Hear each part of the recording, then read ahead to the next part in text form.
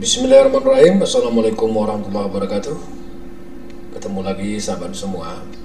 Jadi untuk video kali ini kita akan membahas tentang persepak bolaan Timnas Indonesia U23, yang mana kita ketahui bahwa saat ini Timnas Indonesia U23 berhasil lolos ke babak semifinal, yang mana nanti kita akan berhadapan dengan Uzbekistan ya, yang insya Allah akan ditayangkan pada besok malam ya. Jadi jangan lupa nonton ya, tepatnya pukul 21 nantinya. Nah, prestasi mengejutkan Timnas Indonesia U23 ini tidak hanya membanggakan kita, tidak hanya mendapatkan respon dari pengamat-pengamat bola, tidak hanya mendapatkan respon positif juga dari pemain-pemain berkelas Indonesia ya, pemain-pemain berkelas dunia ya, seperti Ronaldo, Lionel Messi dan segala macam, juga bahkan dari pelatih-pelatih timnas yang ikut terlibat di kejuaraan Asia ini.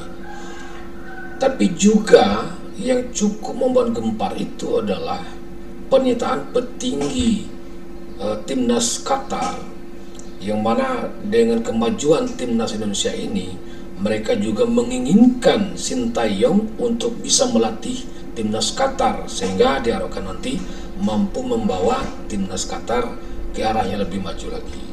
Gila nggak tuh? Jadi ini betul-betul mengejutkan kita, menggemparkan kita, atau khususnya para fans sepak bola Indonesia ya, karena kita saat ini betul-betul sedang demam Sintayong, tetapi tahu diganggu ya, dirayu oleh para petinggi timnas Qatar dengan harapan Sintayong dapat melatih timnas Qatar. Nah, seperti apa kebenaran dari informasi ini? Mari sama-sama kita simak videonya.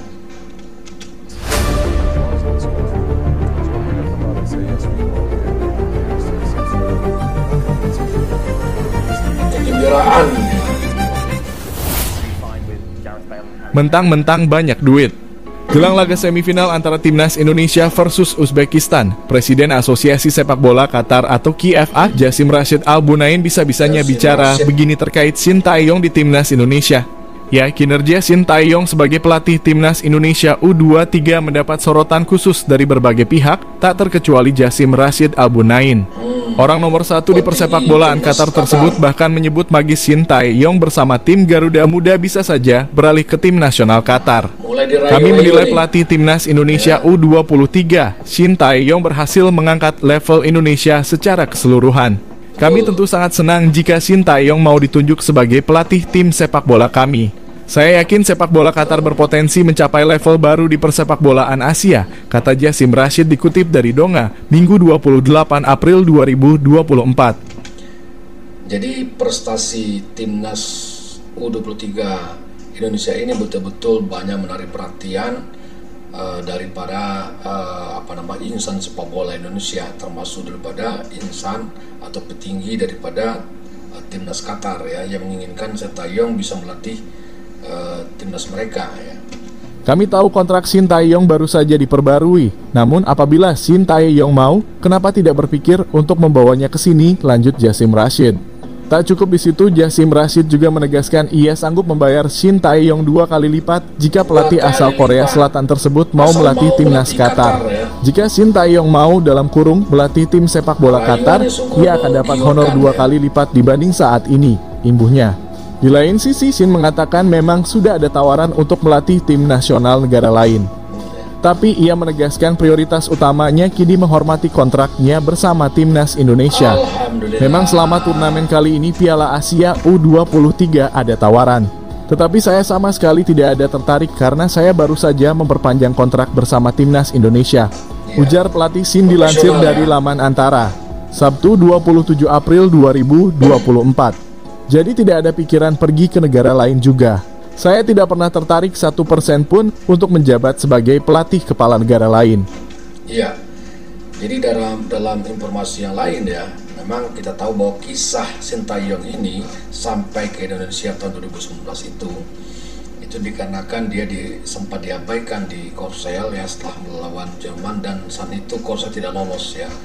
Nah mungkin ya dia betul ya, memang dia secara profesional, tapi juga mungkin dia merasa betah dan nyaman dan merasa bahwa Indonesia lah tempat dia berlabuh, di mana dia mendapatkan segalanya, yang mendapatkan kehormatan, ya penghargaan, ya kemudian dia dianggap sebagai pelatih yang diberikan kepercayaan penuh untuk membawa kemajuan timnas Indonesia. Jadi wajar ya dia bertahan dan menghormati kontraknya, walaupun itu secara bisnis itu merupakan hal atau sikap yang profesional, tapi itu secara emosional juga ada faktor itu yang mempengaruhi ya. Jadi semoga tidak ada kesalahpahaman, tegas mantan pelatih timnas Korea Selatan itu. Perlu diketahui, Shin Tae-yong resmi melatih timnas Indonesia hingga 2027. Kabar perpanjangan kontrak tersebut disampaikan Ketua PSSI Erick Thohir. Ya, saya komitmen. Apalagi dalam kesepakatan terakhir, yakni harus mencapai target 16 besar Piala Asia dan perempat final Piala Asia U23. Coach Shin bisa mencapainya. Jadi kita lanjutkan kerjasama antara PSSI dengan Coach Shin sampai 2027, kata Erick Thohir dalam keterangannya. Dalam kesempatan itu, Erick Thohir juga mengatakan apa yang dicapai Shin Tae-yong bersama timnas Indonesia U23 menandakan omongan Jose Mourinho terkait Shin Tae-yong di timnas Indonesia kini terbukti. Pada saat itu, Jose Mourinho menyebut bahwa tidak melihat hal yang istimewa dalam timnas Indonesia. Jika mana Indonesia tidak memiliki kemampuan yang spesial, carilah pelatih yang penuh semangat dan kebanggaan untuk melatih Indonesia, ucap Mourinho pada saat itu. Omongan Jose Mourinho ternyata terbukti benar setelah PSSI mendatangkan pelatih Korea Selatan, Shin Tae-yong pada tahun 2019. Shin Tae-yong berhasil memperbaiki kualitas timnas Indonesia. Timnas Indonesia secara berlahan menjelma menjadi tim atau negara yang mulai diperhitungkan di sepak bola Asia.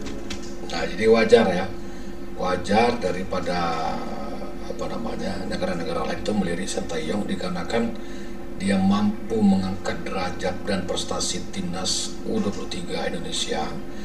Ya, dikarenakan dulu timnas Indonesia ini tidak dianggap apa-apa dia sih ya, bahkan di Asia Tenggara juga masih jauh tertinggal. Tapi dari keterpurukan itu dia mampu mengangkat prestasi timnas Indonesia ini yang luar biasa ya. Dengan kedisiplinan yang diterapkan mantan pemain timnas Korea Selatan inilah, timnas Indonesia menunjukkan peningkatan yang luar biasa meskipun masih ada kekurangan. Bersama Shin Tae-yong, ranking FIFA timnas Indonesia meroket tajam yang hingga sekarang berada di posisi 134 menyalip Malaysia, sebelumnya peringkat 173 pada tahun 2020. Terbaru prestasi luar biasa Shin bersama timnas Indonesia U23 adalah lolos ke semifinal turnamen Piala Asia U23 2024. Prestasi ini menegaskan bahwa pemain-pemain muda Indonesia sebagai kekuatan baru yang semakin berkembang dan patut diperhitungkan di Asia. Timnas Indonesia U23 akan berhadapan dengan Uzbekistan di Stadion Abdullah bin Khalifa, Senin malam, 29 April 2024. Patut kita tunggu perjuangan timnas Indonesia U23 bersama Shin Tae-yong untuk meraih tiket final Piala Asia U23 sekaligus tiket Olimpiade untuk kedua kalinya bagi timnas yang sebelumnya pernah lolos di Olimpiade Melbourne, Australia pada tahun 1956. Sementara itu, legenda timnas Belanda yang juga merupakan pemain keturunan Indonesia memberi komentar mengejutkan begini setelah timnas Indonesia U23 yang diperkuat beberapa pemain naturalisasi sanggup menciptakan sejarah baru dengan lolos ke semifinal Piala Asia U23 untuk yang pertama kalinya. Ya, keberhasilan timnas U23 lolos ke semifinal Piala Asia U23 mendapat sorotan khusus dari legenda timnas Belanda Giovanni van Bronckhorst. Legenda timnas Belanda keturunan Maluku itu turut mengomentari kontribusi 4 pemain naturalisasi dalam momen bersejarah tersebut. Perlu diketahui saat ini ada 4 pemain naturalisasi yang ada di Garuda Muda, yakni Justin Hubner, Ivar Jenner, Rafael Struwich, dan Nathan Chu Aon. Saya ikut senang banyak pemain naturalisasi di timnas Indonesia yang membuat perubahan baik dari tim dan mempengaruhi penampilan Indonesia secara keseluruhan, kata Van Bronckhorst dikutip dari media Belanda, Volkswagen. Lolosnya tim U23 Indonesia ke babak semifinal dalam kurung Piala Asia U23, saya pikir tidak luput dari peran mereka pemain keturunan yang dinaturalisasi timnas Indonesia, lanjut Van Bronckhorst. Tak cukup di situ, Giovanni Van Bronckhorst juga bercanda dengan mengatakan seandainya ia masih muda mungkin ia akan dipanggil juga ke timnas Indonesia. Seandainya saya masih muda, mungkin saya akan dipanggil PSSI untuk membela negara kakek nenek saya, ucap Van Bronckhorst sembari tersenyum. Van Bronckhorst merupakan anak dari ayah keturunan Indonesia bernama Victor Van Bronckhorst dan ibu bernama Francien Sapuleta yang berasal dari Maluku Tengah. Lebih jauh lagi, nenek dari garis ayahnya bermarga Manuhutu, sedangkan nenek dari garis ibunya punya marga Lilipali. Karenanya Giovanni Van Bronckhorst masih bisa menggunakan bahasa Indonesia dengan logat Indonesia Timur meski hanya sedikit. Sementara itu, setelah tampil gemilang dengan 2 gol pentingnya di perempat final, performa pemain naturalisasi, Rafael Struijk langsung mendapat pujian dari ADO Den Haag, klub kasta kedua Liga Belanda. Dari laman media sosial resmi klub, ADO Den Haag yang juga klub pemilik Rafael Struijk tersebut mengaku bangga dengan pencapaian pemainnya. Struijk mencetak 2 gol dalam laga seru yang berakhir 2-2. Pada akhirnya, Merah Putih melaju ke semifinal lewat adu penalti, tulis ADO Den Haag. Di kalimat terakhir, ADO Den Haag berikan pujian kepada Rafael Struijk yang disertai dengan emoji hati dan tepuk tangan. Bangga padamu, Rafael, tambah klub pemilik 2 gelar Eredivisie tersebut. Aksi Rafael Struijk juga disorot oleh akun Twitter resmi Piala Asia. Mereka juga memuji penampilan pemain keturunan Indonesia, Belanda, Suriname tersebut. Bahkan akun tersebut menyerukan agar seluruh penggemar sepak bola benua kuning mengingat sosok bomber berpostur 187 cm tersebut.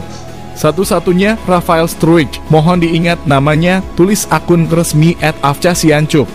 Sayang, Rafael harus absen membela Garuda Muda di babak semifinal melawan Uzbekistan pada Senin besok. Pasalnya, ia mendapat akumulasi kartu kuning dalam 2 pertandingan terakhir. Tanpa kehadiran Rafael yang tak tergantikan dalam susunan Trisula penyerang Indonesia bersama Marcelino Ferdinand dan Witan Sulaiman, pelatih Sintayong harus menentukan 1 pemain untuk melengkapi komposisi pemain di lini depan pada duel semifinal kontra Uzbekistan.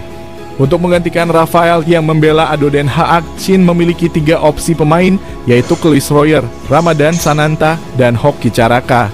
3 pemain yang ditempa di Liga 1 Indonesia itu memiliki kemampuan berbeda yang akan menentukan pendekatan taktik yang diturunkan Shin pada game penentu perebutan tiket ke Olimpiade Paris 2024.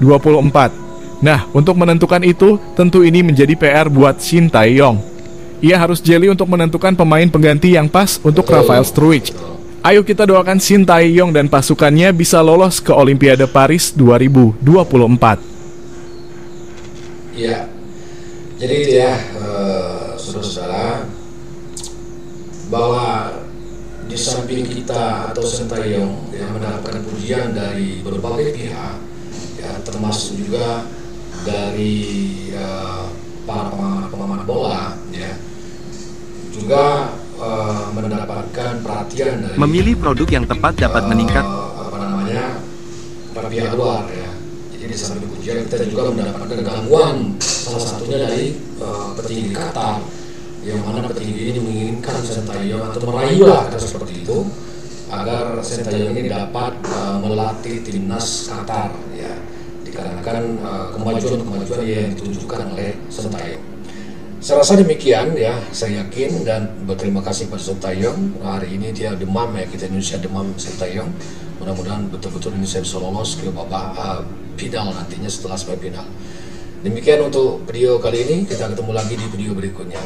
Assalamualaikum warahmatullahi wabarakatuh.